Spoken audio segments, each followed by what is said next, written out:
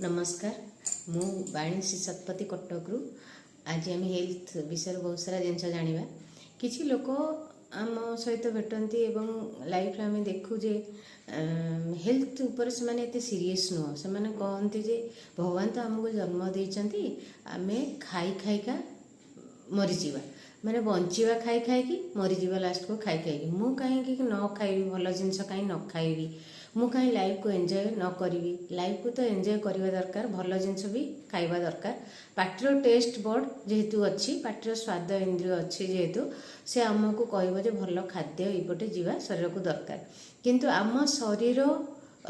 स्वादयुक्त खाद्य खाइबा दरकार शरीर को ना से खाद्य माध्यम शरीर को पोषण जीवा दरकार सेटा आम चिंता करवा दरकार तेणु से विषय आज आलोचना जे प्रकृत में आम जहाँ खाऊे से पोषणयुक्त कि ना जो खाद्य खाऊे आम शरीर पर केते जरूरी आम बजार किणिकी थर खाईदे जहाँ मैदा जातीय जिनस कि खाइले बिस्कुट मिक्सचर खाइले बेकरी आइटम्स खाइले पाउरुटी खाइदे ब्रेड आइटम्स खाइदे केक गुड़ाक जो या खाइले धरतु अलग बहुत सारा कुरकुरे चिप्स पिज्जा बर्गर आहरी बहुत भेराइटी जो जिनस अच्छी आम किणिकी खाऊे से सब खाद्य कौन ना आमको भोक लगिले भी खाऊे भोक न लगिले भी आम खाऊे तो से सबू जिनस है कौन खाद्य खाद्य हूँ कौन आम जहाँ खाऊे आम पेट भीतर को जहाँ जाऊे से गुड़ा हूँ खाद्य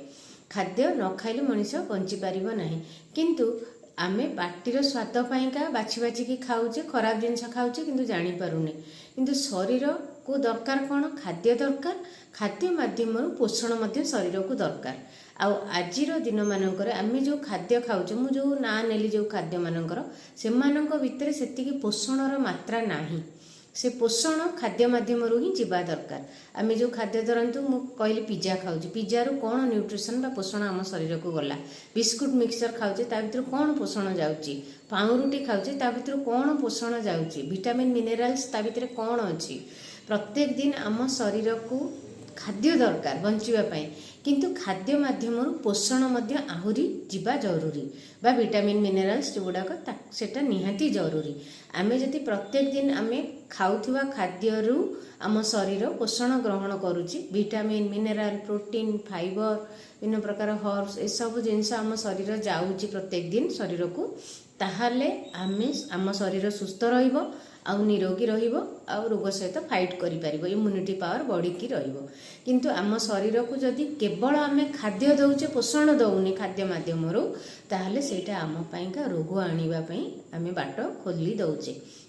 सेथिपई समस्ते फूड नियंतु किंतु फूड माध्यम जो न्यूट्रिशन जीवा दरकार सेटा ऊपर मध्य फोकस करंतु केते न्यूट्रिशन आम फूड रे आम शरीर को जाउची आउ एतिकी जिनस आम मनीष हिसाब रे आमको विचार करिवार अछि भगवान हमको जन्म देछि मनीष